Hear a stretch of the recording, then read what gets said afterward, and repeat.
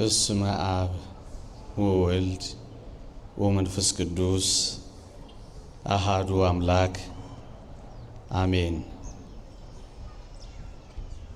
ክቡራን አበው ካህናት፣ መምህራነ ወንጌል፣ ዘማሪያን፣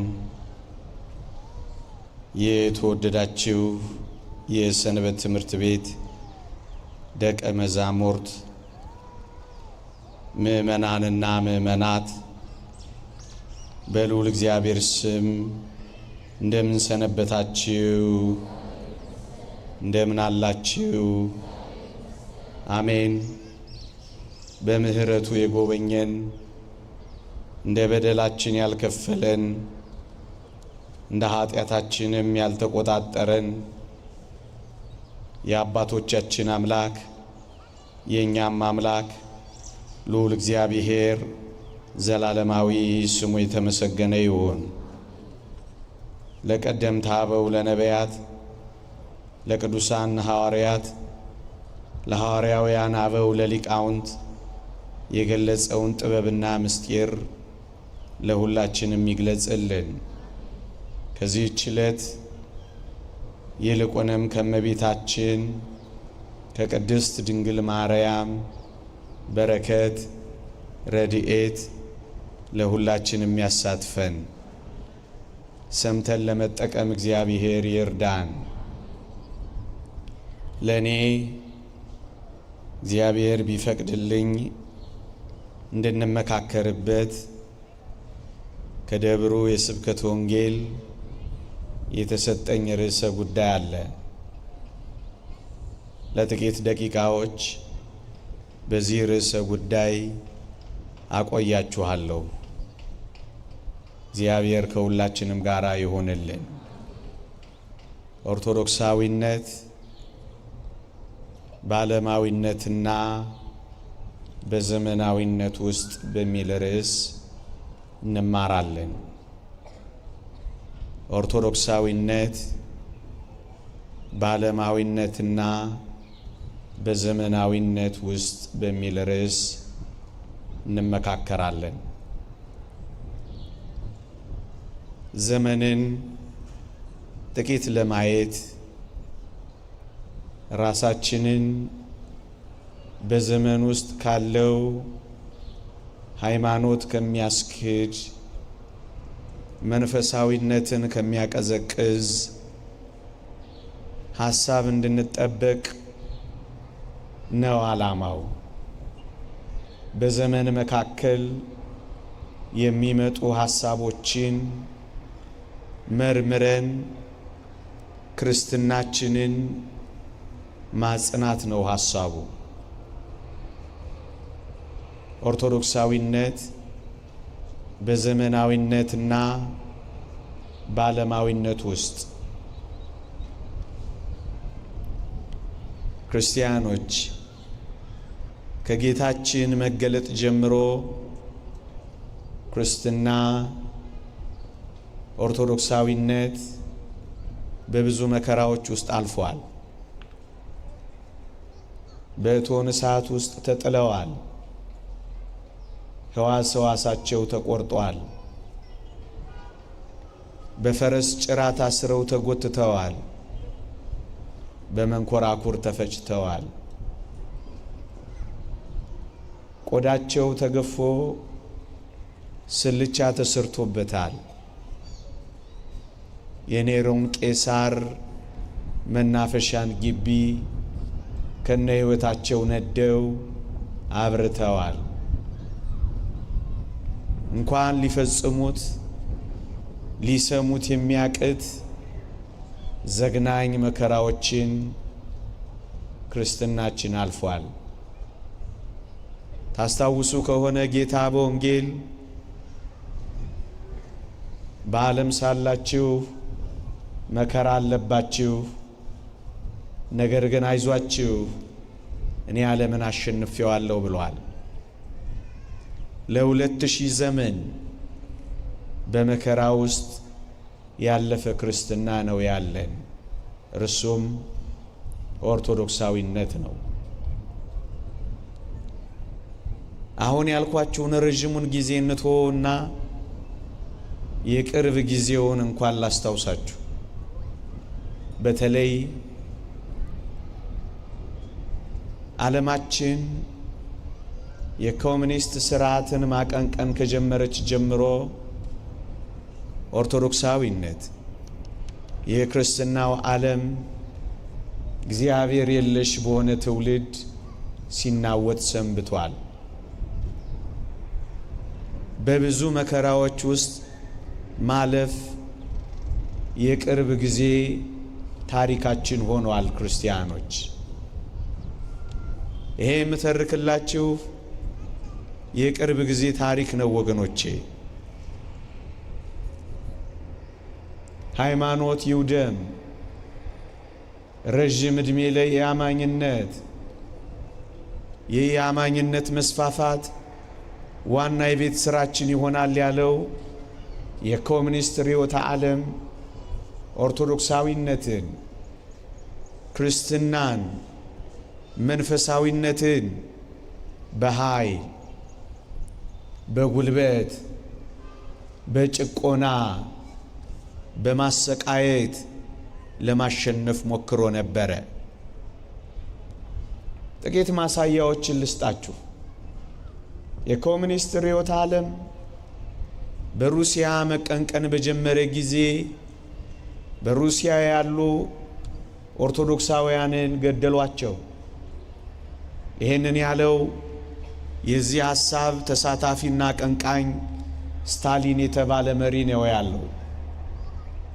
ገደልናችሁ፣ ገደልናችሁ፣ ገደልናችሁ፣ እናንተም አታልቁም፣ እኛም መግደል ሰለቸን አላቸው። እነሱ ብዙ ገደሉ፣ ክርስትና ግን በብዙ ሰፋ። እነሱ ብዙ መከራ አጸኑ፣ ክርስትና ግን በብዙ ጠበቀባቸው እና መጨረሻ ላይ መግደል ሰለቸን ብለው ጸጥ አሉ። ብቻ ምን አለፋችሁ እንኳን በሩሲያ በዚህችም ሀገር ኦርቶዶክሳዊነት በዚህ በኮሙኒስት ስርዓት ብዙ መከራ በልቶ ነበር። ማጥመቅ አይችሉም ነበር። ይሄን የምነግራችሁ የ1960 ታሪኮችን ነው የምነግራችሁ። ማጥመቅ ክልክል ነበር። ማቁረብ ክልክል ነበር። በስውር እንጂ የሚያመልኩት በተለይ የዚህ ሐሳብ ተሳታፊዎች የሆኑ በግልጽ ማስቀደስም ማምለክም አይችሉም ነበር። እንደውም አንዳንዶች ሲነግሩን በስመ አብ ወወልድ ወመንፈስ ቅዱስ አሐዱ አምላክ አሜን ማለት ሁሉ ከለከሉን አሉ። እና ምን እንበል ስንላቸው በስመ ማርክስ ወኤንግልስ ወሌኒን በሉ አሉን አሉ። የሥላሴን ስም አስክደው የዚህን ሐሳብ ፈላስፎች ስም አመጡባቸው። ብዙ መከራ አሳዩአቸው። ለእናንተ ለማስታወስ ያክል ታላቁ ካቴድራላችን የሥላሴ ካቴድራል ሙዚየም ይሆናል ብለው ዘጉት። ቅርስ ይሆናል ብለው አሸጉት። ያበቃለታል ብለው መግባት ከለከሉበት። እንደዚህ ነበር የሆነው ወገኖቼ። እንደውም ላስታውሳችሁ በዚያ ዘመን የነበረው የኮሙኒስት ስርዓት 2 ገጽ ጥብቅ ሰነድ የሚል አውጥቶ ነበር። የዚህ የ2 ገጽ ጥብቅ ሰነድ ዓላማው ኦርቶዶክሳዊነትን ማጥፋት የሚል ነበር። አዎ እግዚአብሔር እንዳይነገር፣ አዎ መንፈሳዊነት እንዲቀር፣ ኦርቶዶክሳዊነትን የማጥፋት ጥብቅ ሰነድ ይል ነበር። በእጃችን አለ ሰነድ። ብቻ በጉልበት ብቻ በጭቆና ብቻ በማሰቃየት ኦርቶዶክሳዊነትን የማጥፋት መንፈሳዊነትን የማቀዝቀዝ ትግል ነበር። ግን አልቻሉ። ባሳደዷቸው ቁጥር ጸኑ። መከራ ባጸኑባቸው ቁጥር ጠበቁ። ቅርስና ሙዚየም ይሆናል ባሉ ቁጥር አብያተ መቅደሶቻችን ተከፈቱ። ሙዚየም ይሆናል ባሉ ቁጥር ፍጹም የአምልኮ ቦታ ሆኑ ክርስቲያኖች። የሥላሴ ካቴድራልም ተከፈተ። ይሄው ዛሬ በሰው ተጥለቀለቀ። ወገኖቼ ሙዚየም ያሉ ሰዎች ሙዚየም ገቡ። ቅርስ እናረጋታለን ያሉ ሰዎች ለቅርስነትም አልበቁ። ታሪክ ተከለበጠ። ኦርቶዶክሳዊነት ተቀጣጠለ። መንፈሳዊነት ይጠፋል ሲሉ ጿሚ፣ አስቀዳሽ፣ ተሃራሚ ምስኪን ክርስቲያን በዛባቸው። በብዙ መከራዎች መካከል አለፉ። የሩሲያ ኮሙኒስት ታቀነቅን የነበረችው ሩሲያንም ተመልከቱ። ፓርላማዋ በምስለ ፍቁር ወልዳ ስዕል አድህኖ ደመቀ። በጸሎት የሚከፈት ሆነ። ኦርቶዶክሳዊነትን አሸበረቀ። ገዳዮች አለፉ፣ ሟቾች ግን ሕይወት አግኝተው ቀጠሉ።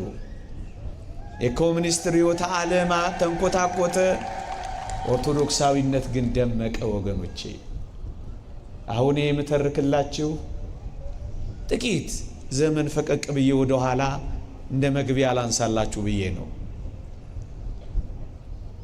ከልብ ከተከታተላችሁኝ ጥቂት ቁም ነገሮችን ታገኛላችሁ። ኦርቶዶክሳውያን አሁን ያልኳችሁን የጉልበት፣ የጭቆና፣ የኃይል፣ የማሰቃየት፣ ክርስትናን ኦርቶዶክሳዊነትን ማጥፋት እንደማይቻል የተረዱት ምዕራባውያን ከኮሙኒስቶች ተማሩ።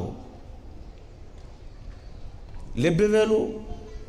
በጉልበት፣ በኃይል፣ በጭቆና፣ በማሰቃየት መንፈሳዊነትን ማጥፋት እንደማይቻል ተረዱ።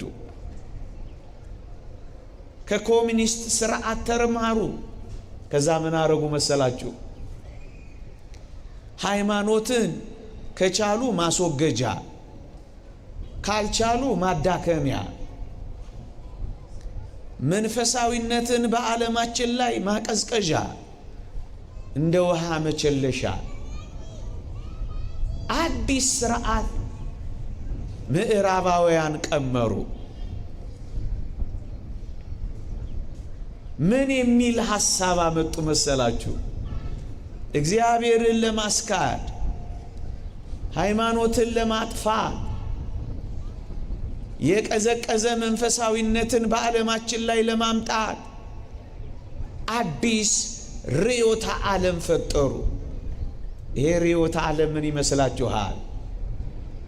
ዓለማዊነት ወይም ዘመናዊነት ይባላል። እንደ ጥንቱ በጭቆና አይደለም። እንዳለፈው ጊዜ በጉልበት አይደለም። እንዳለፈው ጊዜ በኃይል አይደለም። እንዳለፈው ጊዜ በማሰቃየት አይደለም።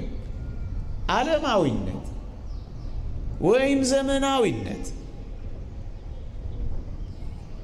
ግቡና ዓላማው ሃይማኖትን ቀስ በቀስ ማስወገድ፣ ካልቻለና ካልተሳካለት ደግሞ ማዳከም፣ መንፈሳዊነትን በትውልዶች መካከል ማቀዝቀዝ።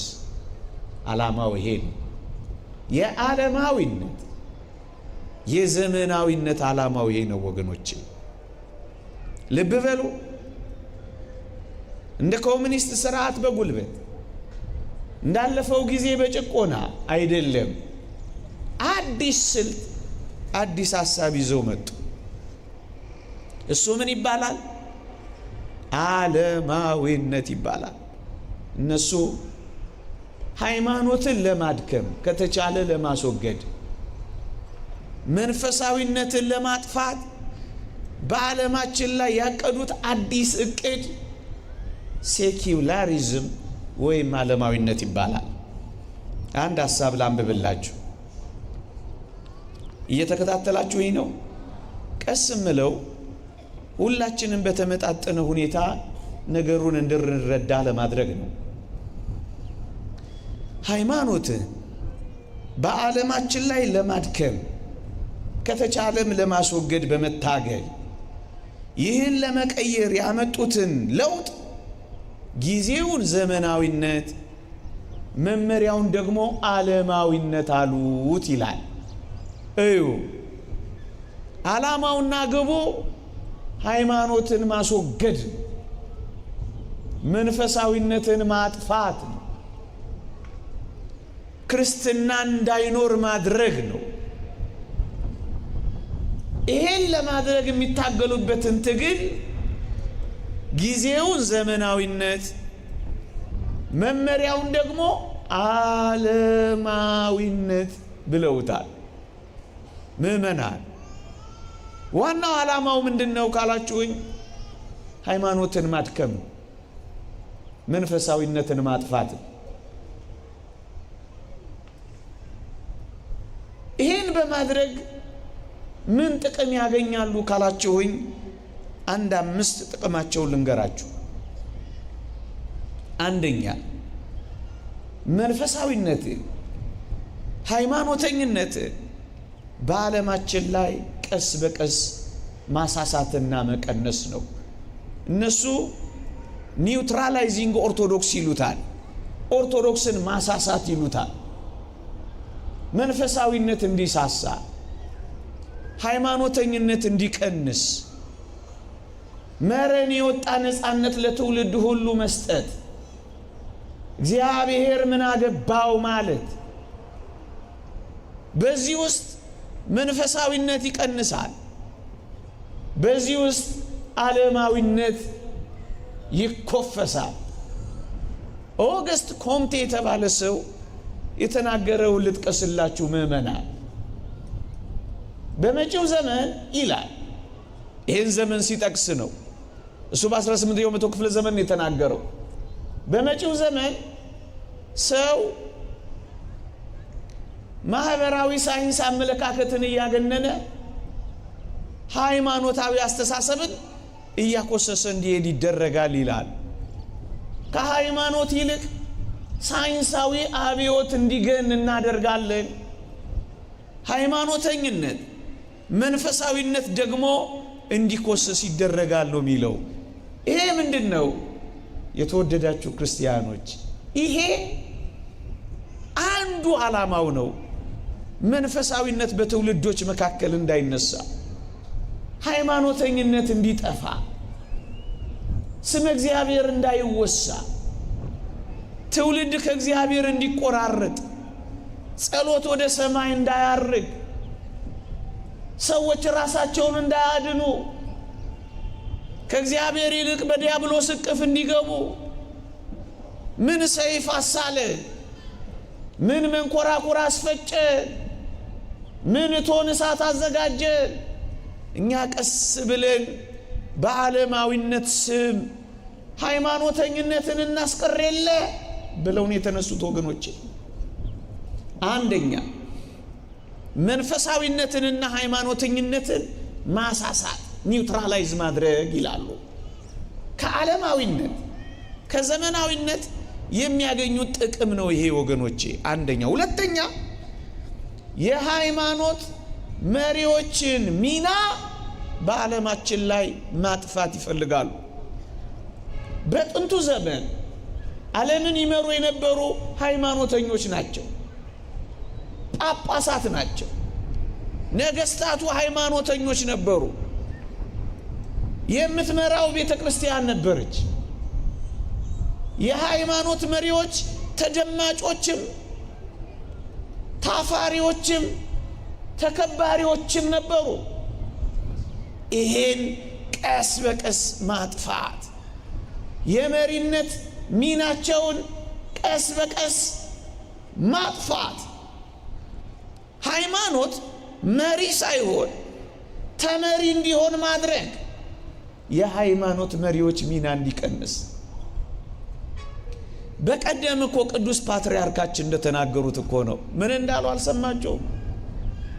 ክህነታችን አልተከበረም፣ ሽበታችንም አልታፈረም አሉ።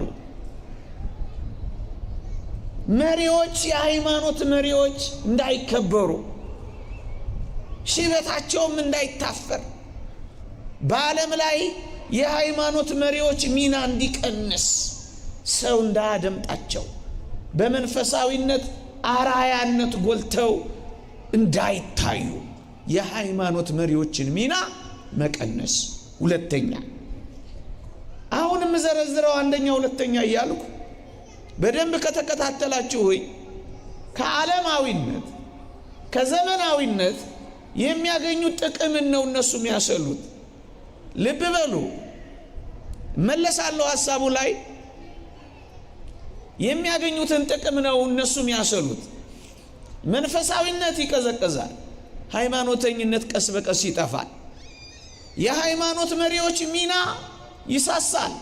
ሁለተኛ። ሶስተኛ፣ በምድራችን ላይ አንድ ሃይማኖት እንዳይኖር መስራት። እነሱ ሪሊጂየስ ፕሉራሊቲ ይሉታል፣ የሃይማኖት ብዝሃነት ይሉታል። ዋናው እቅዱና ስልቱ ግን ወደ እግዚአብሔር የምታደርስ አንዲት ሃይማኖት እንዳትኖር ማድረግ ነው። እሷን በብዙዎች ዘንድ ቀላቅሎ እውነተኛዋን ማጥፋት ነው። ብዙ ቤተ እምነት ወደ ክርስቶስ የሚወስዱ ብዙ መንገዶች ወደ እግዚአብሔር የሚያደርሱ ሁሉም ዩኒቨርሳል ይሉታል እነሱ። ሁሉም ወደ እግዚአብሔር ያደርሳል ወደሚል ሐሳብ ይወስዳሉ። አንድ ጌታ፣ አንዲት ጥምቀት፣ አንዲት ሃይማኖት የሚለውን የቅዱስ ጳውሎስን ቃል አልቀበልም ያለ ዓለም ነው። አሁን ዓለምን አይናችሁን ገልጣችሁ ካያችሁ በዚህ ሕይወት ውስጥ ናት ያለችው። ወደ እግዚአብሔር የሚያደርስ አንድ መንገድ እንዲኖር አንፈልግም። ስለዚህ ብዙ ማደናገሪያዎች፣ ብዙ ማምታቻዎች፣ ሪሊጂየስ ፕሉራሊቲ ይሉታል፣ በኋላ እመለስበታለሁ። ይሄንን ይፈጥራሉ። ለዓለማዊነት እንቅፋት ይሆናል። ይሄ ሃይማኖት ዘመናዊነትን እንዳናስፋፋ በሉላዊነት ሐሳብ ምክንያት ለሚመጣው የአዲሱ ዓለም ስርዓት አንድ ሃይማኖት ብቻ ካለ እንቅፋት ስለሚሆን እሱን ብዙ በማድረግ ማጥፋት የሚል ስልት ነው። ሶስተኛ። አራተኛ፣ መንፈሳዊነትን በዓለማዊ አስተሳሰብ መተካት ነው። ዓለማዊ ሐሳብ በማሰብ መንፈሳዊነትን በትውልዶች መካከል ማጥፋት፣ ጭምትነት፣ ጨዋነት፣ ትዳር አክባሪነት፣ አለመስገብገብ፣ ሌላውን ማክበር፣ ወገን ወገኑን ማስቀደም፣ መንፈሳዊ ሐሳቦችን በምድራችን ላይ በዓለማዊ አስተሳሰብ መተካትና መቀየር ነው። በኋላ ይህንንም አብራራለሁ። አምስተኛ፣ ቅይጥ ሃይማኖቶችን መፍጠር ይሉታል እነሱ። ኒዮ ሲንክሪቲክስ ይሉታል። አንዱን ከአንዱ በመቀላቀል አዳዲስ እምነቶችን በመፍጠር ሰው ግራ እንዲጋባ፣ መሄጃ እንዲያጣ፣ አንዱ ጋር ገብቶ አንዱ ጋር ወጥቶ በዚያ አልፎ በዚያ ሄዶ እውነትን ሳያገኝ መንገድ ላይ እንዲቀር። ለዚህ ነው እንደ ዮጋ ያሉ ልምምዶችን የተባበሩት መንግስታት በቅርቡ ሃይማኖት ነው ብሎ እስከ መመዝገብ የደረሰው ኦርቶዶክሳውያን። ልብ በሉ፣ ሃይማኖትን ለማስወገድ ከተቻለ፣ ካልተቻለ ሃይማኖትን ለማድከም ያደረጉትን ትግል ጊዜውን ዘመናዊነት፣ መመሪያውን ዓለማዊነት ብለውታል ብያችኋለሁ። ከዚህ ዓለማዊነት ከዚህ ዘመናዊነት የሚያገኙት ጥቅምና ረብ ምንድነው? መንፈሳዊነትን ያቀዘቅዙበታል። ሃይማኖተኝነትን ያጠፉበታል። የመሪዎችን ሚና ይቀንሱበታል። በእግዚአብሔር የተተከለች ለሰው ልጆች የተሰጠች አንዲት ሃይማኖት እንዳትኖር ይሰሩበታል።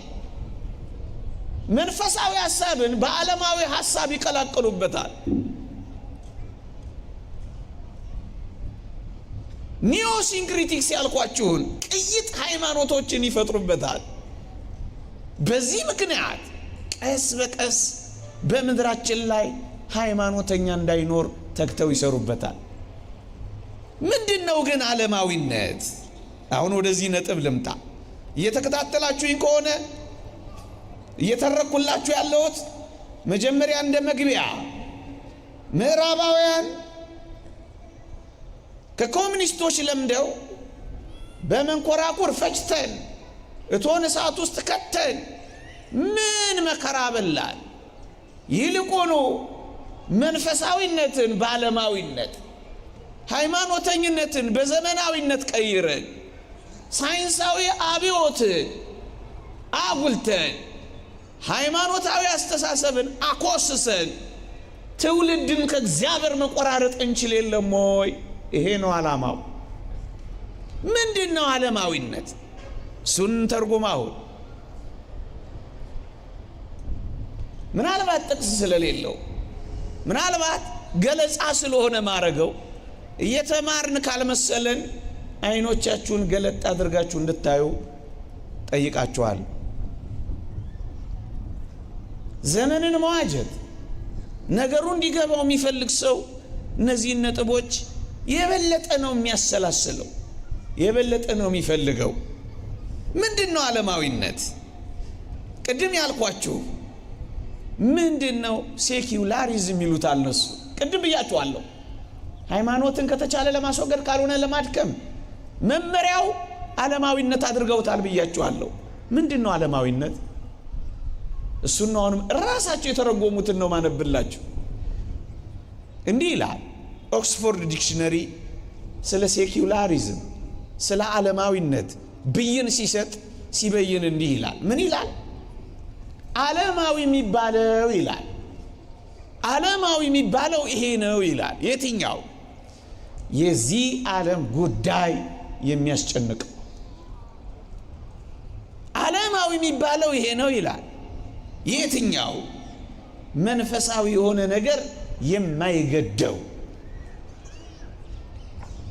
ብይናቸውን እኮ ነው አሁን ማነብላችሁ። መንፈሳዊ የሆነ ነገር የማይገደው ካለ በኋላ ዓለማዊ የሚባለው የትኛው ነው? ይሄኛው ይላል። የትኛው? ስለ ቤተ ክርስቲያን አስተምሮ ማያሳስበው ይላል። ዓለማዊነት ምንድነው? የዚህ ዓለም ጉዳይ የሚያስጨንቀው ሰው ከፈጠር ዓለማዊ ያደረግነው። ይሄ እነሱ ሐሳብ ነው። መንፈሳዊ የሆነ ነገር የማይገደው ይሄ ዓለማዊ ነው። ስለ ቤተ ክርስቲያን አስተምሮ ምንም የማያሳስበው ይሄ ዓለማዊ ነው። ስለ ገዳማዊ ሕይወት ስለ ምናኔ የማያስጨንቀው ይሄ ዓለማዊ ነው። ይሄ እነሱ ብይን ነው። የተወደዳችሁ ኦርቶዶክሳውያን በዚህ ዓለም ላይ መፍጠር የፈለጉትን ሰው በደንብ ተመልከቱ። ምን አይነት ሰው ነው? የዚህ ዓለም ጉዳይ የሚያስጨንቀው ሰው ብቻ፣ መንፈሳዊ የሆነው ነገር ግድ የማይሰጠው ሰው ብቻ፣ የቤተ ክርስቲያን አስተምሮ የማይመለከተው አድርጎ ራሱን የሚቆጥር ሰው ብቻ፣ ገዳማዊና በዝምታ መኖርን የማያሳስበው ሰው ብቻ ከፈጠር ዓለማዊ ያደረግነው ብለው ያምናሉ። የተወደዳችሁ ክርስቲያኖች ይሄ ምንድነው ካላችሁኝ ዓለማዊነት ነው። ዚስ ኢዝ ሴኩላሪዝም ይላሉ እነሱ። እስኪ እኔና እናንተ ጥቂት እነዚህን ነገሮች እያነሳን እንፈታተሽ። እስኪ እየሰማችሁኝ ከሆነ እስኪ ጥቂት አንስተን እንፈታተሽ። ዓለማውያን ወይስ መንፈሳውያን? ኦርቶዶክሳውያን ወይስ ዘመናውያን? በወጥመዳቸው ውስጥ እየገባን ነው ወይስ በመንፈሳዊነትና በክርስትናችን ከፍ እያልን ነው? እስኪ ጥቂት ደቂቃ ወስደን እንፈታተሽ። እስኪ የተወደዳችሁ ክርስቲያኖች ቀስ ብላችሁ እጃችሁን እንድታወጡልኝ ጠይቃለሁ። በመጠይቃችሁ ጥያቄ በቀን ቢያንስ 2 ጊዜ የምትጸልዩ ሰዎች እስኪ እጃችሁን አውጡልኝ። ጠዋትና ማታ ቢያንስ በቀን 2 ጊዜ የምትጸልዩ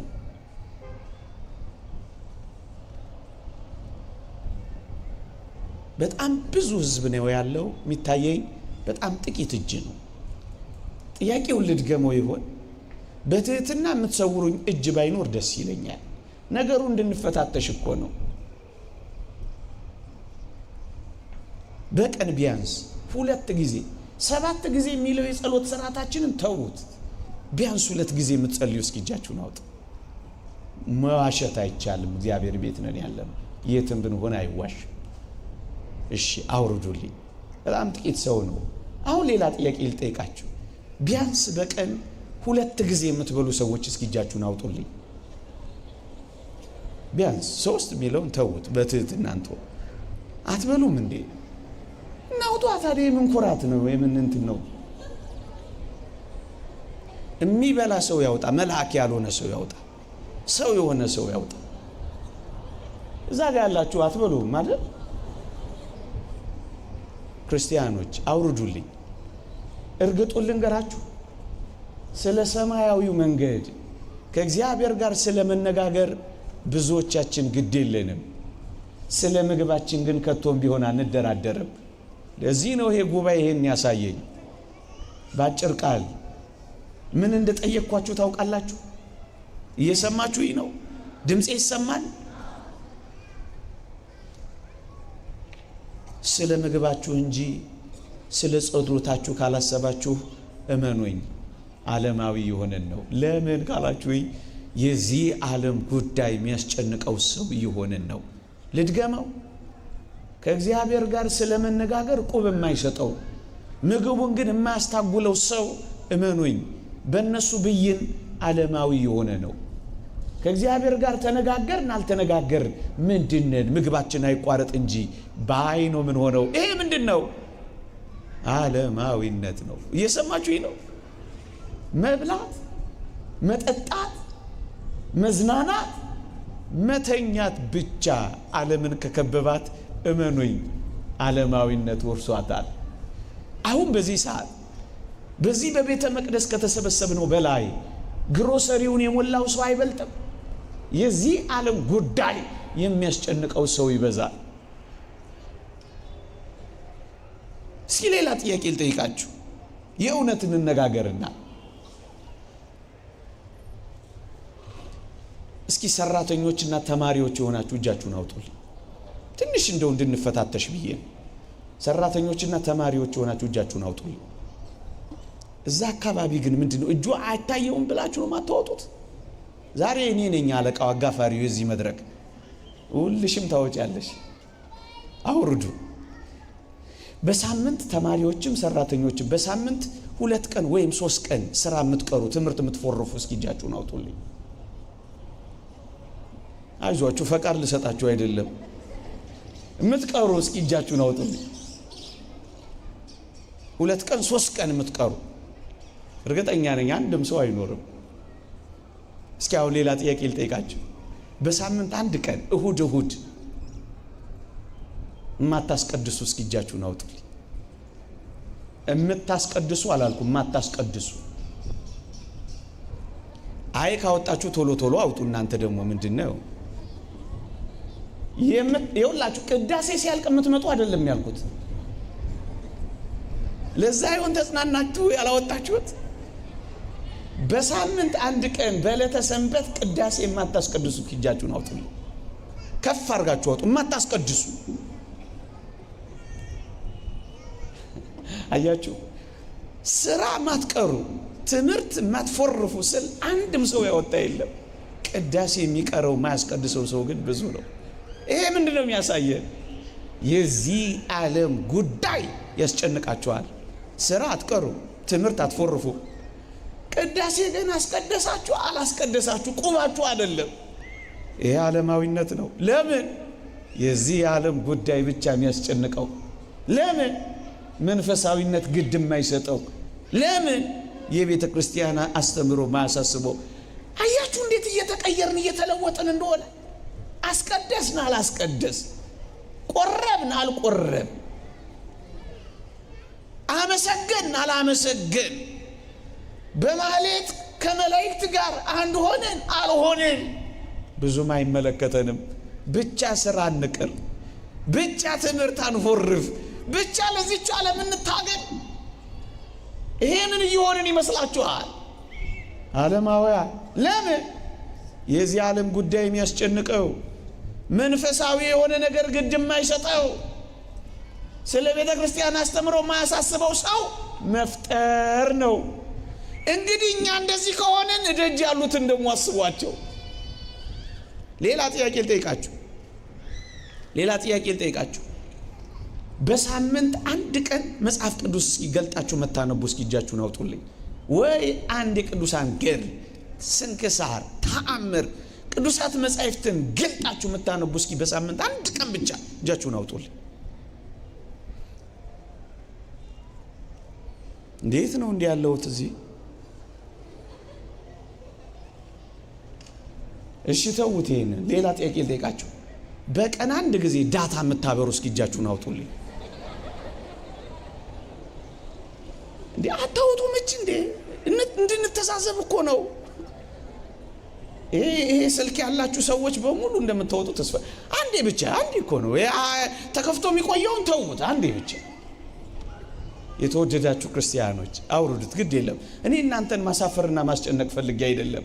እመኑኝ፣ ከሰማያዊው አምላክ ጋር ቅዱሳት መጻሕፍትን እያነበብን መንፈሳዊ ለመሆን ብዙ አንተጋም። ግን በአንጻሩ የዚህን ዓለም ብዙ ነገሮች ግን ቀኑን ሙሉ ጊዜያችንን ልናባክን እንችላለን። አያችሁ፣ ባጭር ቃል የዚህ ዓለም ጉዳይ የሚያስጨንቀው፣ መንፈሳዊ የሆነ ነገር ግድ የማይሰጠው፣ ስለ ቤተ ክርስቲያን ሁከት ግን በስቷል። እንደዚህ ነው የሚቀጥለው ጉባኤው። ሕፃናት ይሄዳሉ፣ ሰዎች እየተነሱ ይወጣሉ። እንደዚህ ነው መሆን ያለበት። የምታስተናግዱ አስተናግዱ። የምትሄዱ ሰዎች መሄድ ካለባችሁ ደግሞ ጥግ ላይ ሆኑ። መሀል እያቆራጣችሁ አትውጡ። ይህ እግዚአብሔር ቤት ነው።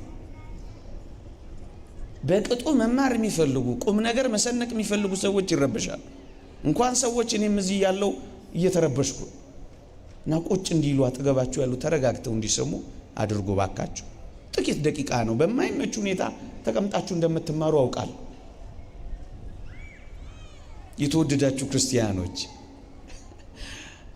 እዩ፣ ዓለማዊነት ምንድነው? እነሱ የበየኑትን ነገርኳችሁ።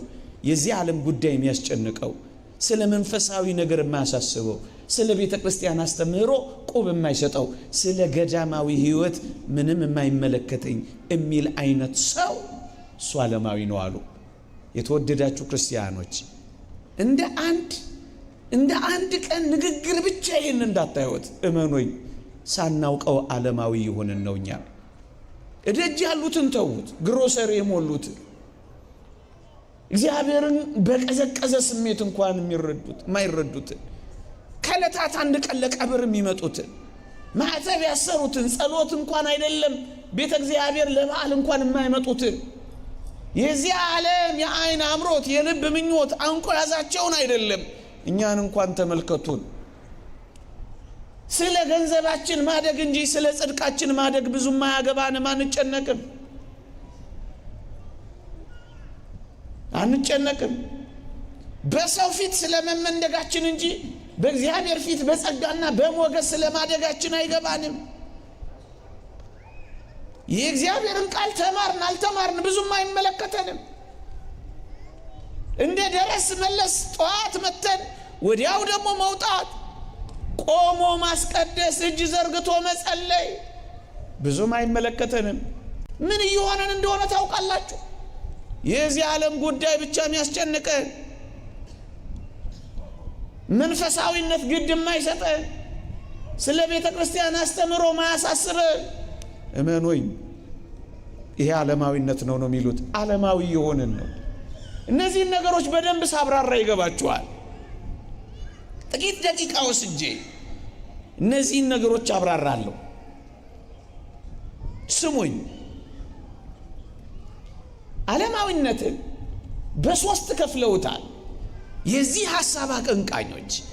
ዋናው ዓላማ ከተቻለ ሃይማኖትን ማስወገድ፣ ካልተቻለ ማድከም፣ መንፈሳዊነትን ማቀዝቀዝ፣ ሃይማኖትን ማኮሰስ፣ ዓለማዊነትን ማኮፈስ፣ ማህበራዊ ሳይንስን ማግነ፣ እግዚአብሔር እንዲረሳ ማድረግ ብያቸዋለሁ ዓላማቸው። ሶስት የዓለማዊነት ዘርፎች አሉ ይላል ፕሮፌሰር ኬረን ዴብሌር የሚባል የዚህ ሐሳብ አቀንቃኝ። እመኑኝ አሁን የተፈታተሽ ነው። እኔና እናንተ እንኳን ስለ መንፈሳዊ ነገር ጥብቅ ሕይወት ገና አልያዝንም። መመሪያችንን የእግዚአብሔር ቃል ከማድረግ ተመልሰናል። እንሰማለን እንጂ አንኖርም። መተን እንሄዳለን እንጂ እዚህ ልባችን አይቀርም። እናዳምጣለን እንጂ የሕይወት ለውጥ የለንም። ጥብቅ ስለሆነው ክርስትናችን የምር አንጋደልም። ቀስ በቀስ ይልቁኑ ዓለማውያን እየሆንን ነው ያልኳችሁ ለዚህ ነው። መብላቱን የማያስታጉል መጸለዩን ግን ግድ የማይሰጠው ሰው ከሆነ እሱ ዓለማዊ ነው እያሉ እየበየኑልን ነው። ሶስት አይነት ዓለማዊነቶች አሉ። እነሱን በፍጥነት ጠቅሼ መፍትሄውን ተናግሬ ያበቃለሁ። አንደኛው ዓለማዊነት ይላሉ በሞት የስሙኝ፣ ዓለምን ለመቀየር፣ ሃይማኖትን ለማድከም፣ መንፈሳዊነትን ለመቀነስ፣ የሃይማኖት መሪዎችን ሚና ለማሳጣት፣ አንድ ሃይማኖት እንዳይኖር ለመስራት፣ ቅይጥ ሃይማኖቶችን ለመፍጠር፣ መንፈሳዊነትን በዓለማዊ አስተሳሰብ ለመተካት በሶስት የዓለማዊነት ዘርፎች መሄድ አለብን ብለው አስቀምጠዋል። አንደኛ ማህበራዊ ዓለማዊነት ይሉታል እነሱ። ሁለተኛ ግለሰባዊ ዓለማዊነት ይሉታል እነሱ። ሶስተኛ የሃይማኖት ተቋማት ዓለማዊነት ይሉታል። እነዚህን ቶሎ ቶሎ አብራርቼ መፍትሄውን ጠቅሼ አበቃለሁ። ስሙኝ። ማህበራዊ ዓለማዊነት የሚሉት ምን መሰላችሁ? የቤተ ክርስቲያንን በመንግስትነት ቀብታ ከማንገስ፣ በፖለቲካ መስክ ተጽዕኖ ከማሳደር፣ መሪ ከመሆን፣ አማካሪ ከመሆን ቀስ ብሎ ይሄ ዓለማዊው ሐሳብ እግዚአብሔርን ገሸሽ አደረገው። የዚህ ዓለማዊው ሐሳብ ሴፓሬሽን ኦፍ ስቴት ኤንድ ሪሊጅን ይለዋል። የሃይማኖትና የመንግስት መለያየት ይላል። ከመጀመሪያው ከጥንት እግዚአብሔር ቀብቶ ያነግስ ነበረ። ህዝቡ የእግዚአብሔር ስለሆነ ቀብቶ የሚያነግሰውም እግዚአብሔር ነበረ። በመንፈስ ቅዱስ ይሾም ነበረ። ማህበራዊ ዓለማዊነት ሲባል ግን መጀመሪያ እግዚአብሔርን ከመሪነት መገፍተር ነበር የጀመረው። ይሄ አጠቃላዩ የሴኩላሪዝም የዓለማዊነት የማህበራዊ ዓለማዊነት መፈጸሚያ መንገድ ነው የሆነው። ሁለተኛ ቤተ ክርስቲያንን እግዚአብሔርን ከትምህርት መስክ ገለል ማድረግ ነበር። እግዚአብሔር እንዳስተምር ትውልድ ስለ እግዚአብሔርና ስለ ስነ ምግባር እንዳይማር፣ መንፈሳዊ ነገር ትውልድ በሚማርበት በአስኳላ ትምህርት እንዳይኖር ይሄንን ቀስ በቀስ መስራት ነበረ። የተሳካላቸው ይመስላል ወገኖቼ። እግዚአብሔርና ስነ ምግባር ስርዓት ያለው ህይወት ደግሞ መንፈሳዊነት በስርዓተ ትምህርትነት በትምህርት ውስጥ እንዳይተገበር በዓለም አቀፍ ደረጃ ዓለማዊነትን በማህበራዊ ዓለማዊነት ውስጥ መፈጸም ነበር። ብዙ ማሳያዎች ልሰጣችሁ እችላለሁ፣ ጊዜ አስመሽባችኋለሁ እንጂ። ለዚህ ነው ኢቮሉሽን ቲዮሪ የዝግመተ ለውጥ ሐሳብ የመነጨው እግዚአብሔር ሰውን የፈጠረው ሰው የመጣው ከሆነ ነገር ነው የሚሉ የትምህርት መስኮች ትውልዶችን ከእግዚአብሔር እንዲያቆራርጡ ሆነው ተቀመሩ። የተወደዳችሁ ክርስቲያኖች መንፈሳዊነት፣ ጨዋነት፣ የታረመ መልካም ጸባይ፣ ከስርዓተ ትምህርት ውስጥ በወጣ ፈንታ አሉታዊ የሆኑ ምድርን ሊያበላሹ የሚችሉ አንዳንድ በትምህርት ስም ተሰነቀሩ። ምሳሌ ልስጣችሁ። አሁን በ2024 ባለፈው ዓመት አሜሪካን ውስጥ ትምህርት ቤት ውስጥ ያሉ ተማሪዎች ግብረ ሰዶማዊነትን ባስገዳጅ ሁኔታ አዎንታዊ በሆነ መልኩ እንዲማሩ ተገደዱ። ትምህርት ነው የሆነው፣ ካሪኩለም ነው የሆነው። ልክ ነው ብሎ ነው የሚያስተምረው፣ ተፈጥሯዊ ነው ብሎ ነው የሚነግረው። ኤክስ እና ራይት እንዳያገኝ ተሜ ሳይወድ በቅዱ ያጠና። አየ ትምህርት አድርጎ ካመጣው ሳትወድ በግድ ትጋተዋለ። ኤክስ እንደታገኝ ስትል ታጠናዋለ። ሰው እንዳይስቅብህ ስትል ትማረዋለ። ስራ ስለማትቀጥር ቦታ ስለማታገኝ ስትል ትተገብረዋለ። በምን? በትምህርት ውስጥ። አንድ ክርስቲያን ሰው ሁለት ግብረ ሰዶማውያን መጥተው ለጋብቻችን ኬክ ጋግረልን አሉት። ኬክ ቤቱ የኔ ነው፣ እኔ ለእናንተ ኬክ አልጋግርም፣ እግዚአብሔር ይጣላኛል አላቸው። እንዲህ ያለው ኬክ አልጋግርም ያለው መብት አክባሪ ስላልሆንክ መታሰር አለብህ ተብሎ 2 ዓመት ነው የታሰረው። ኢትዮጵያ ውስጥ አይደለም ውጪ ነው። በግድ በትምህርት መስክ ገብቶ ሳትወድ በግድ መንፈሳዊነትን በግድ በዓለማዊ አስተሳሰብ በሰይጣናዊ አስተሳሰብ እንዴት እንደሚቀየረው ተመልከት። እኔ አስታውሳለሁ ገና የመጀመሪያ የኮሌጅ ትምህርት ስማር ገና የመጀመሪያው ክፍል እንደገባን አንድ የፍልስፍና አስተማሪያችን በቀጥታ መጥቶ እጃችሁን ወደ ጀርባችሁ ስደዱ አለ። ሰደድ። ሁላችንም ገና እኮ ጀማሪ ተማሪዎች ነን። በሉ እጃችሁን ይዛችሁ ወደ ታች ወረዱ አለ። የጀርባ አጥንታችንን ይዘን ወደ ታች ወረድን። አጥንታችሁ ተቋረጠ አለ። አዎ አጥንታችን ተቋረጠ። እውነትም ይቋረጣል የሆነ ቦታ ላይ ወደ ታች። አዎ ተቋረጣል ነው። በሉ እሱ ድሮ ጭራችሁ የነበረበት ቦታ ነው አለን። አንድ ምስኪን ፍሬሽ የሆነ ተማሪ ጭራ እዚህ ጋር ነው ሲባል እንዴት ሊደነግጥ እንደሚችል አስቡት። ያውም ከአስተማሪ ከዶክተር። ከዛ በኋላ ሁላችንም መቀመጫችንን መመልከት ጀመርን። ጭራችን ነበር አልነበረም እያለ እስካሁን አንድም ሰው ጭራ ያለው አላየሁም አለ። እንዴ እናንተ መካከል ደግሞ እንዳትተያዩ አደራችሁ። ይሄንን በትምህርት ቤት ስትሰማ ያውም ከአስተማሪ ያውም ከፕሮፌሰር ምን ሊሆን እንደሚችል እግዚአብሔር ያሳዩ። ሰሞኑንስ በቅርብስ እዚህ ኢትዮጵያ ውስጥ ገና የአምስተኛ ክፍል ተማሪዎች እንዴት አድርገው ሩካቤ እንደሚፈጽሙ ማኑዋል ውስጥ ገብቶ ካልተማሩ እያሉ ይሟገታሉ። ይሄን አልሰማችሁ እንደሆነ አላውቅም። ሀውቱ ማኑዋል መመሪያ የአምስተኛ ክፍል ተማሪ 11 ዓመት ልጅ ይሄንን ሁሉ ሸክም እንዲጫንበት ሲወስኑ ያሳዝነ። መረን የወጣ ዝሙትን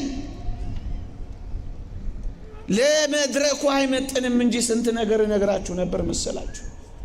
ይሄ ምንድን ነው? መንፈሳዊነት ከትምህርት መስክ ይባረራል።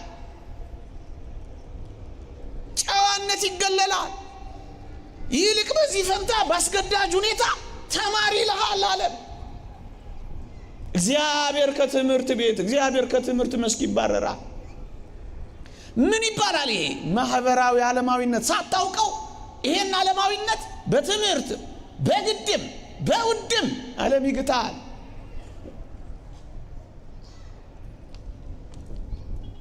ይሄ ሚዲያውንም ተመልከቱ። በተለይ ሜንስትሪም በሆኑ ሚዲያዎች ስለ እግዚአብሔር፣ ስለ መንፈሳዊነት፣ እግዚአብሔር ስለሚሰጠው ጸጋ እግዚአብሔር ማውራት እኮ አይቻልም። ኢትስ ፎርቢድን ክልክል ነው የሚል አይቻልም። በዚህ ማህበራዊ አገልግሎት ውስጥ ይልቁኑ የእግዚአብሔርን ኃያልነት የእግዚአብሔርን ጸጋ መናገርን አባረው ዲያብሎስ እንዴት ኃያል እንደሆነ ሊያሳዩ ነው ሊሞክራሉ። በቅርብ ብራዚል ውስጥ ያያችሁትን ፌስቲቫል አስታውሳችሁ ምን ነበር የሆነው? ሰይጣን ሲያሸንፍ ኢየሱስ ሲሸነፍ ነበር በዚያ ፌስቲቫል ውስጥ ማሳየት የፈለጉት። ይህንን ያደረጉ የዓለማችን ታላላቅ ሚዲያዎች ናቸው። አየህ መስራት የሚፈልጉት ምን እንደሆነ ታያለ። ዘፈኑ፣ ፊልሙ፣ ጌሙ፣ ዝሙት ቀስቃሽ ዳንሶቹ፣ ራቁት የወጡ ቦታዎቹ፣ ምን አለፋ በሚዲያዎች የሚቀሰቀሱት ደስ የማያሰኙ ውዝዋዜዎቹ፣ በወጣቶች ላይ ዝሙትን ሊፈጥሩ የሚችሉ የትኛውም አይነት አለባበሶቹ፣ ዘፈኖቹ ሳይቀር ይሄን ዓለማዊነት በማቀንቀን መንፈሳዊነትን በትውልድ ውስጥ የማጥፋት መንገድ ነው።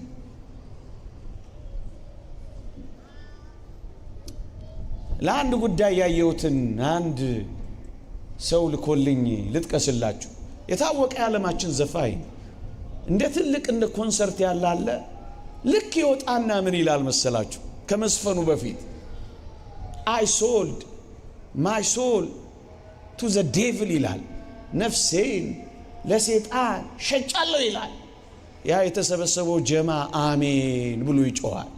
ከዚያ በኋላ ዘፈኑ ይቀጥላል። ሱሪያቸውን የሚያወርዱ ምን አይነት መልእክት እንዳለው ሳይረዱ አለባበሳቸውን የቀየሩ ወጣቶች በቤተ እግዚአብሔር ጭምት ከመሆን ይልቅ እዋቸው በማህበራዊ ሚዲያ ተጠምደው ሁሉ ጊዜ ዳንሶች፣ ሁሉ ጊዜ ደስ የማያሰኙ ውዝዋዜዎች፣ አለባበሶች፣ ሩካቤ ቀስቃሽ የሆኑ ፎቶዎች፣ አጋንንትን የሚስቡ ልብሶች፣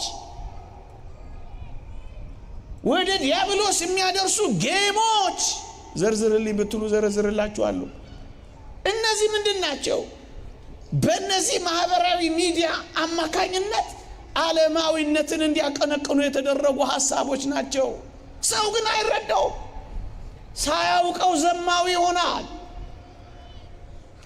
ሳይረዳው መረን የወጣ ህይወት ገንዘብ ያደርጋል። ሳያውቀው ከመንፈሳዊነት ይወጣል። አደንዛዥ ዕፅን ተመልከቱት። ወጣቶቻችን በምንድነው እየጠፉ ያሉት? ሆን ተብለው በሚፈጠሩ አደንዛዥ ዕጾች ጎልጉሉት ከፈለጋችሁ ጉግላችሁን። እነ ዞምቢ ድራግስ ዓለም ላይ የሚፈጠሩት ይህንን ትውልድ ከአጥንቱ ጋር እንዳይስማማ አጥንቱን እንኳን እንዴት እንዳጣመሙት ተመልከቱ። መረን ወጣ። የሚፈልጉት ምንድን ነው? ከእግዚአብሔር የተቆራረጠ ዓለም ነው። ሃይማኖት፣ መንፈሳዊነት የቀነሰበት ዓለም ቀስ በቀስ ለሚመጣው ሐሳዊ መሲህ የሚረከብ ስርዓት ነው የፈለጉት።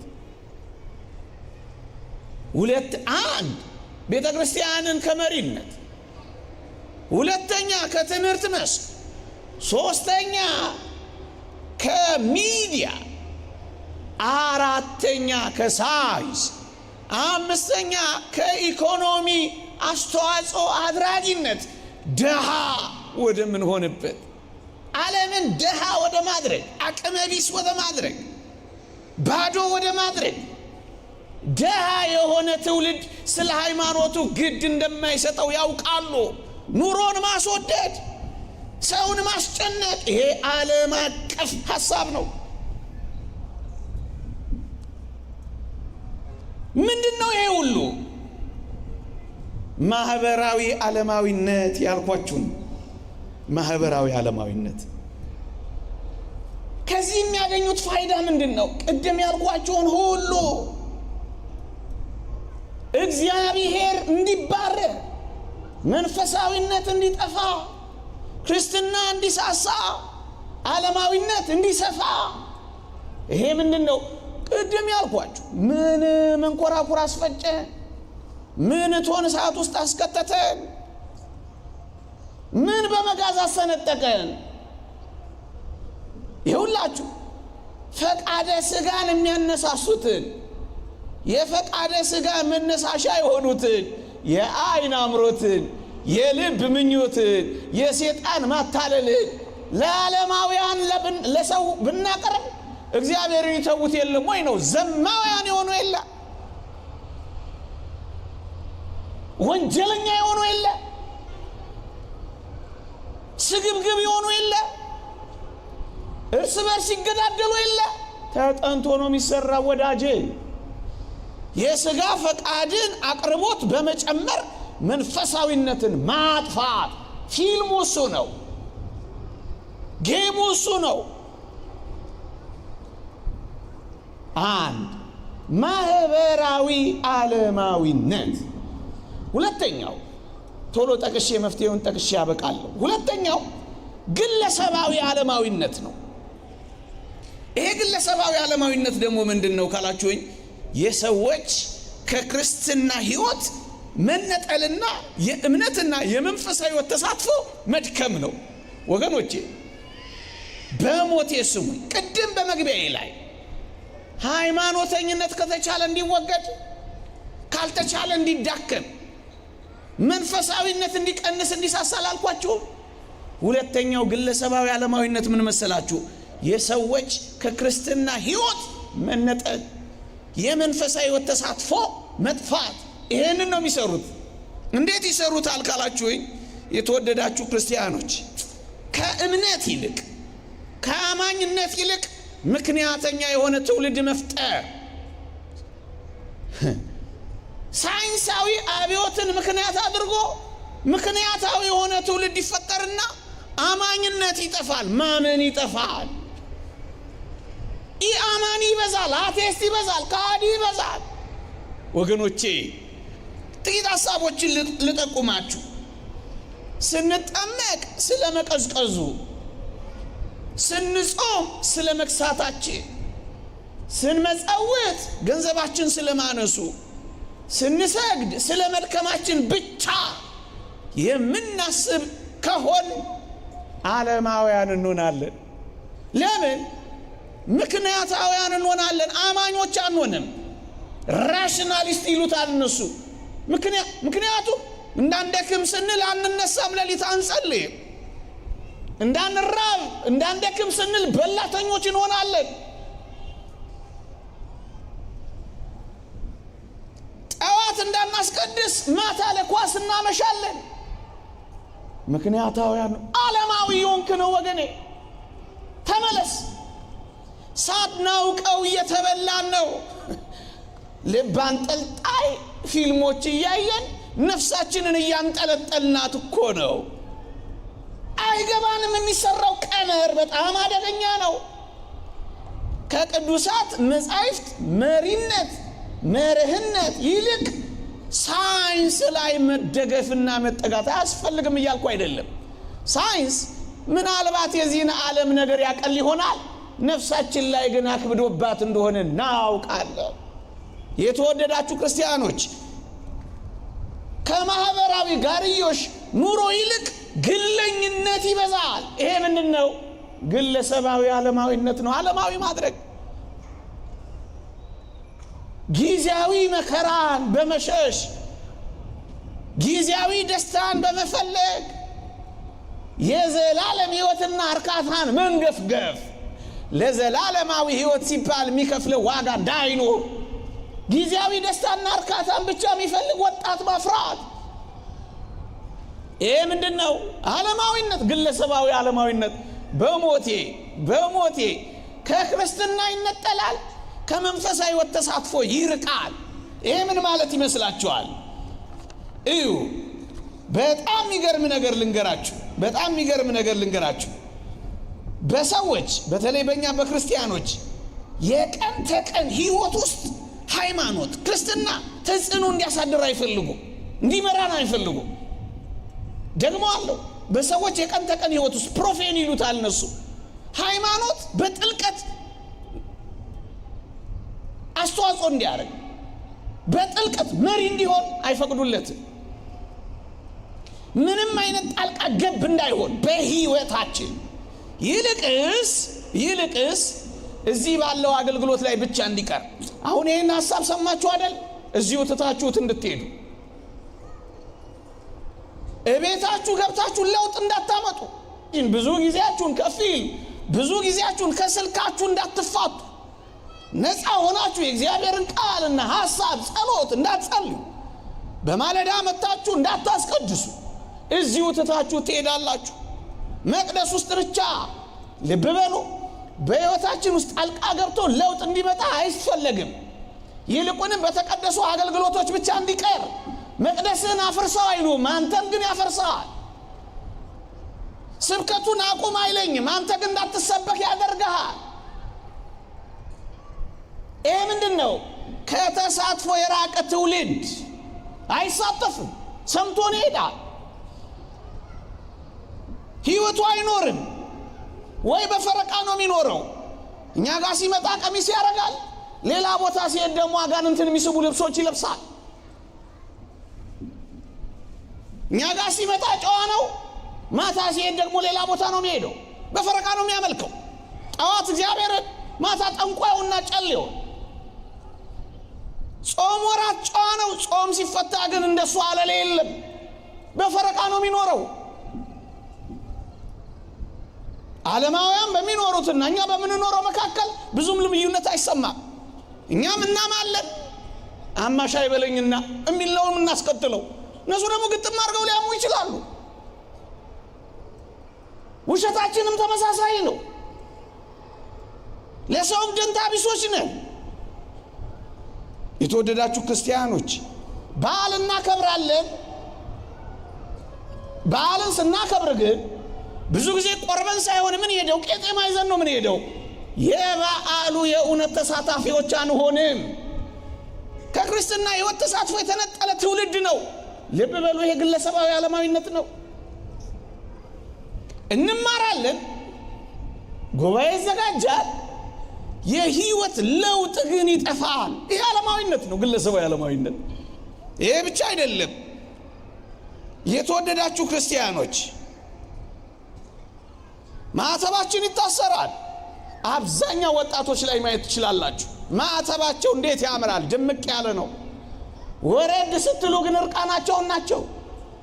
ምርታቸውን ገልጠው ያሳያሉ። ይቅርታ ለቋንቋዬ፣ እኔም ለመጠቀሜ። ወይም በጣም ደስ የማያሰኙ ሩካቤ ቀስቃሽ የሆኑ አለባበሶችን ለብሰዋል። የተጣበቀ ቀሚስ፣ በጣም አጭር የሆነ ቀሚስ አድርገዋል። መስቀሉ ከዚህ ጋር አብሮ ሄዳል አይሄድም? ለምን እንደሆነ ታውቃላችሁ? ከተሳትፎ የሉበትም። ምልክቱ አለ፣ መልእክቱ የለበትም። የመስቀል አማኞች ናቸው፣ ፍቅር የላቸው። ለምን? ተሳትፎ የለም።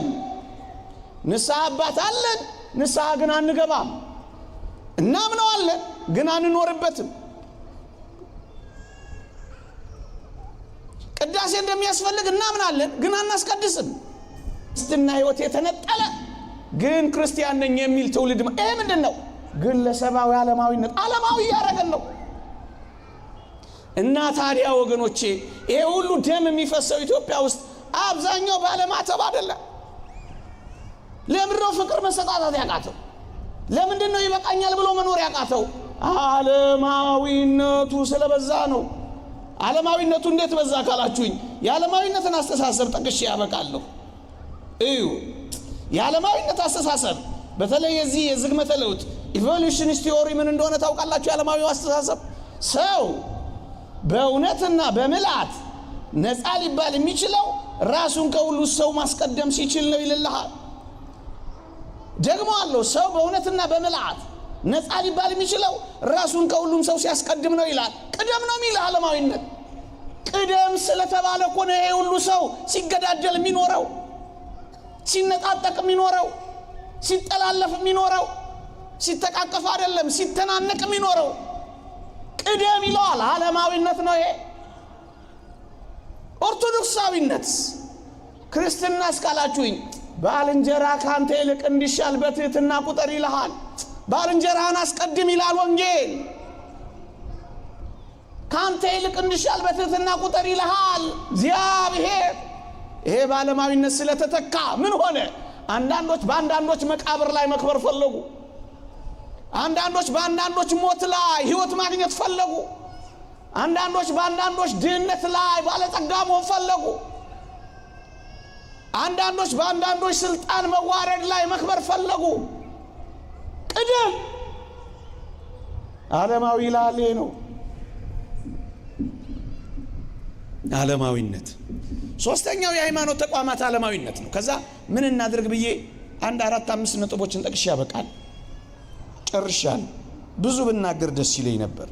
የሃይማኖት ተቋማት ዓለማዊ ይውላችሁ ማህበራዊ ዓለማዊነት እሱ አብቅቷል እሱ። ሁለተኛው ግለሰባዊ ዓለማዊነት ነው። እሱ ትንሽ ይቀራል። እኛ እዚህ ያለነው ሁሉ ስንቶቻችን ንስሐ እንገባለን? ስንቶቻችን ቆራቢዎች? ስንቶቻችን ንስሐ አባታለን? ስንቶቻችን የምር እንጾማለን? ስንቶቻችን ለክርስትናችን እንተጋለን? ለመንፈሳዊ ሕይወታችን መለምለም ስንቶቻችን ጽድቅና ቅድስናን ማበብ ጀምሯል? ስንቶቻችን ጨዋዎች ሆነናል? ስንቶቻችን ከዓለማዊነት ርኩሰት ተለይተናል? ስንቶቻችን ወደ ቅድስና መጥተናል? ይሄ ሁለተኛው ሐሳብ ነው። ሶስተኛውና በጣም አደገኛው ደግሞ የሃይማኖት ተቋማት ዓለማዊነት ይልልሃል። ይሄ ምን ማለት መሰለ? የሃይማኖት ተቋማቱ ራሳቸው ዓለማዊውን ሐሳብ እንዲያቀነቅኑ ያደርጋሉ። ምሳሌ ልስጣችሁ። የአንዳንድ አንግሊካን ቸርች ውጭ ያሉ መጻሕፍትን ተመልክቼ ነው አባላት የሰብአዊ መብት አክባሪ አይደላችሁም እንዳይባሉ ግብረ ሰዶማዊነትን ዳሩ ኳሉ። ግብረ ሰዶማዊነትን የቸርቻቸው አባል አደረጉ። ሐሳባቸው ግን ምንድነው? የሰብአዊ መብት አክባሪ አይደላችሁም እንዳይባሉ። የሴቶችን እኩልነት አታከብሩም ሲሏቸው ለሴቶች ስልጣነ ክህነትን መስጠት ጀመሩ። ጳጳሳት አደረጉ። ምን እየሆነ ታውቃላችሁ? የሃይማኖት ተቋማቱ እንኳን ሳይቀር ዓለማውያን ሆኑ። እኛም ቤት አለ ዘረዝረው ነበር ሰዓት ስለሌለኝ ነው። ምን እናድርግ? አንደኛ የተወደዳችሁ ክርስቲያኖች የዓለማዊነት መግቢያዎች እነሱ ከሆኑ እኛ ደግሞ እንገልብጣቸዋ። መንፈሳዊነትን ማሳሳት ከሆነ መንፈሳዊነትን እናለምልማ። ጨዋዎቹ እንሆናል። የእግዚአብሔርን ትእዛዛት እናክብራ። እግዚአብሔርን እሺ እንበለዋ። የመንፈሳዊ ተሳትፎን ጀምራ፣ ማስቀደስን ጀምራ፣ መጸለይን ጀምራ፣ ምግብ ቀንሰን ጸሎት ጨምረን እንታያ።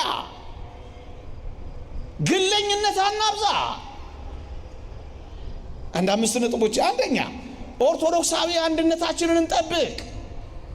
አትነቃቀፉ፣ አትተቻቹ፣ አትገፈታተሩ፣ አትወዳደሩ፣ አትከራከሩ። ይልቅ አንድነታችሁን አጽኑ፣ አንድ ሁኑ። ክርስቶስ አንድ እንዳደረገን በአንድነት ጽኑ። በነገድም ከቋንቋም ከወገንም ወጅተሃልና ክብር ይገባሃል ይላል። ነገድን፣ ቋንቋን፣ ወገንን እየቆጠራችሁ አንዳችሁን አትግፉ። ኦርቶዶክሳዊ አንድነታችሁን ጠብቁ። ማንንም አትንቀፉ። ከቻላችሁ ደግፉ፣ ካልቻላችሁ ዝም በሉ። የማታውቁትን አታውሩ፣ በጸጥታ ኑሩ። ክርስቲያኖች ይልቁንም እንደ ጌታችን በወንጌልም እንደታዘዘው ማንም የደከመ ቢኖር አበርቱ። ከእናንተ መካከል የሳቱ ቢኖሩ ቀስ ብላችሁ አርሙ፣ በየዋህነት አቅኑ ይላል ቅዱስ ጳውሎስ። አንድነታችንን እንጠብቅ። ጎረቤት ለጎረቤት ተረዳዱ፣ ተበረታቱ፣ ግለኝነትን አጥፉ። የተወደዳችሁ ክርስቲያኖች ግለኛ ቤተ ክርስቲያን የለችንም። እግዚአብሔርን በህብረት እግዚአብሔርን በአንድነት ነው የምናመልከው። አንዱ ነው። ሁለተኛ ቤተሰባዊ መዋቅርን ጠብቁ። ቤተሰባዊ መዋቅራችሁን አጠናክሩ። ወላጆች ከልጆች ጋር፣ ባል ከሚስት ጋር፣ ልጆች ከወላጆች ጋር ተግባቦታችሁን አትስበሩ። ወላጆች ለልጆቻችሁ ተገቢውን ጊዜ ስጡ። አብራችሁ ቁጭ ብላችሁ ከፈለጋችሁ ቴሌቪዥኑን ወደ ኋላ ገልብጡት፣ በጀርባ አስቀምጡት። ዝምታን አይፍጠርባችሁ፣ ተነጋገሩ። አጭር ዕድሜ ናት ያላችሁ። ከምትወዷቸው ጋር ጊዜ አሳልፉ። ልጆቻችሁን አግኟቸው፣ ምሯቸው። የእግዚአብሔር ቃል እንደሚል አስቀድሞ ለቤተሰቦቹ እግዚአብሔርን መምሰል ያሳይ እንደሚል እግዚአብሔርን መምሰልን ለትውልዱ አሳዩ። ቤተሰባዊ ጋብቻን አትጥሉ፣ ትዳርንም አትፍቱ። ቤተሰባዊ መዋቅርን ጠብቁ። የተጎሳቆሉ ባለትዳሮች አይታዩ፣ የፈረሱ ቤተሰቦች አይታዩ፣ የተተዉ ልጆች አይታዩ፣ መረን የወጡ የኃጢአት ግንኙነቶች አይታዩ። የቤተሰብ መዋቅርን ጠብቁ። ሶስተኛ ኢኮኖሚያዊ አቅማችሁን አሳድጉ። በሞቴ ደሃ ከሆንክ ልጨፍልቅ ነው የሚልህ ስራ፣ ኃጢአት አይሁን እንጂ ልፋ፣ ጠንክር። ሰማዕት መሆን ካልቻልክ፣ ለሰማዕትነት ራስህን ካላዘጋጀህ ይህ ዓለም ይበላሃል። ቢርብህም አምላክህን የምታመልከው እንድትሆን ማለት ነው። ኑሮዬ ይበቃኛል የምትል የማትታለል እንድትሆን ማለት ነው። የዕለት ጉርስ የዓመት ልብስ ካለኝ ይበቃኛል እንድትል ማለት ነው። ሶስቴ ባትበላ ሁለቴ በመብላት አመስጋኝ እንድትሆን ማለት ነው። ሁለቴ ባትበላ አንዴ በመብላት ሌባ ወንጀለኛ እንዳትሆን ማለት ነው። የሆነ ነገር ስለጎደለ ዘማዊ ወይም ደግሞ ስጋን ቸርቻሪ እንዳትሆኝ ማለት ነው።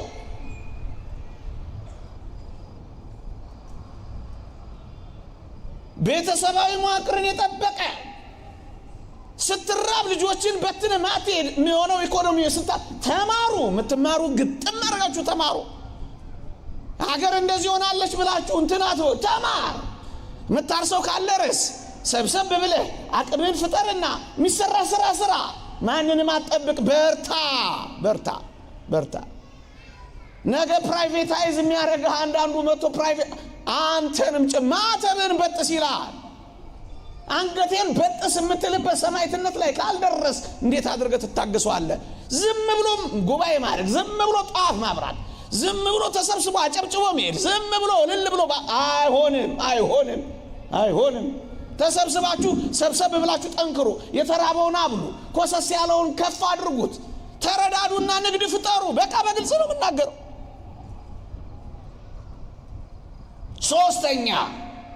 ሶስተኛ እንደ ኦርቶዶክስ ጨዋ ሆነን ባሉት ማህበራዊ አገልግሎቶች ሁሉ ተሳተፉ። ንቁ ሁኑ። አትራቁ፣ አትሽሹ። አራተኛ ተማሩ። ቤተ ክርስቲያንን ወቁ። ቤተ ክርስቲያንን አገልግሉ።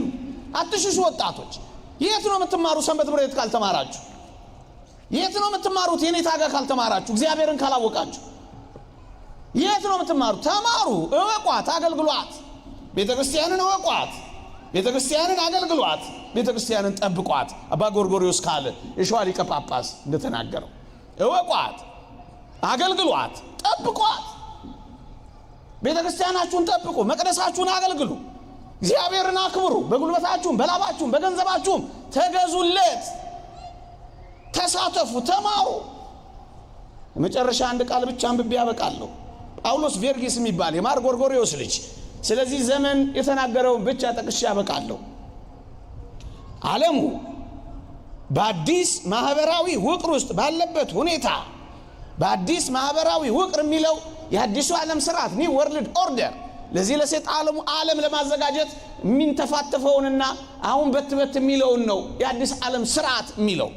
በአዲስ ማህበራዊ ውቅር ውስጥ ባለበት ሁኔታ እግዚአብሔር እኛን ኦርቶዶክሳውያንን አስቀምጦናልና በሚያቀርቡልን አዳዲስ ጥያቄዎች መሰረት ርስተ ክርስትናችንን እንደገና ልንተረጉመው፣ እንደገና ልናቀናው፣ እንደገና ልንኖረው ይገባናል ይላል።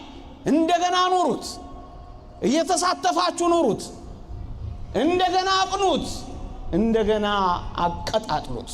ኦርቶዶክሳዊነት በዓለማዊነትና በዘመናዊው ዓለም ውስጥ ይቆያል። የእግዚአብሔር ቸርነት፣ የእመቤታችን አማላጅነት፣ የቅዱሳን በረከት ረድኤት አይለየን። ትንሽ ሰዓት ወስጃለሁ፣ ማሩኝ። አልምርም ነው ዝም ያላችሁት? ምን አለ ምረናል ብትሉ እንዲያ ነው እንጂ የምራችሁን ነው ምራችሁኝ ነው። እግዚአብሔር ይስጥልኝ።